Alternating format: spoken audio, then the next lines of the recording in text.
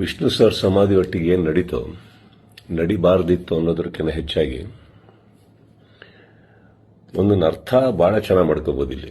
ಏನಂದ್ರೆ ಒಬ್ಬೊಬ್ಬರಿಗೆ ಒಂದೊಂದಿಲ್ಲಿ ನಮ್ಮದೇ ರಾಜ್ಯ, ನಮ್ಮದೇ ಊರು, ನಮ್ಮದೇ ಕಲಾವಿದರು.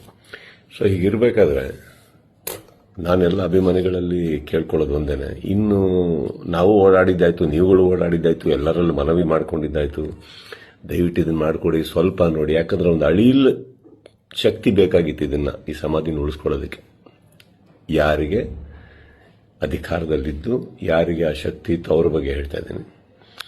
ಸೊ ಅದು ಮಾಡಲಿಲ್ಲ ಅಂದಾಗ ಯಾರು ಏನು ಹೇಗೆ ಎತ್ತಿಟ್ರು ಇದು ನಾವೇ ಅಂತ ತೋರಿಸ್ಕೊಟ್ಟಾಗಿದೆ. ಇನ್ನಿದ್ರಲ್ಲಿ ನೀವು ಅರ್ಥ ಮಾಡ್ಕೊಳ್ಳೋಕೆ ಎಷ್ಟಿದೆ ಅರ್ಥ ಮಾಡ್ಕೊಂಡ್ಬಿಟ್ಟು ಇನ್ನು ನಾವೇನು ಮಾಡಬೇಕು ಅಂತ ನೋಡ್ಕೋಣ.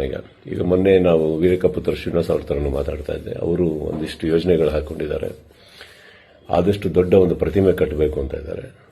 ಅದನ್ನು ಮಾಡೋಣ, ಬೆಟರ್ ಅಲ್ಲ? ಅದನ್ನು ಮಾಡೋಕ್ಕೆ ನನ್ನ ಸಂಪೂರ್ಣ ನಾನೇನು ಮಾಡಬೇಕು ಖಂಡಿತ ನನ್ನ ಕಡೆಯಿಂದ ನಾನು ಮಾಡೇ ಮಾಡ್ತೀನಿ. ಎಲ್ಲರಿಗೂ ಒಂದು ನೋವಾಗಿದೆ ಅನ್ನೋದು ಒಂದು ಗೊತ್ತು. ರಾತ್ರಿ ಅದು ನಡೆದಾಗ ಹೇಳಿತನವೂ ಹೌದು, ಮಾಡಿದವ್ರದ್ದು ಬಿಡಿ. ಆ್ಯಂಡ್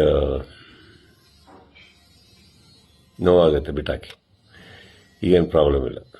10 ನಿಮಿಷ ಕಣ್ಣೀರು ಹಾಕಬೇಕು, 11 ನಿಮಿಷ ನಾವೇನು ಮಾಡಬೇಕು ಅಂತ ಯೋಚನೆ ಮಾಡಿ ಮುಂದೆ ಹೋಗೋದು ನನ್ನ ಅಭ್ಯಾಸ. ನೀವೆಲ್ಲರೂ ಅದೇ ಮಾಡ್ತೀರಾ ಅಂದ್ಕೊಂಡಿದ್ದೀನಿ. ಕೈ ಚಾಚಿದ್ದು ಸಾಕು, ಇನ್ನೇನು ಮಾಡಬೇಕು ನಾವು ಮಾಡೋಣ. ಜೈ ವಿಷ್ಣು ಸರ್.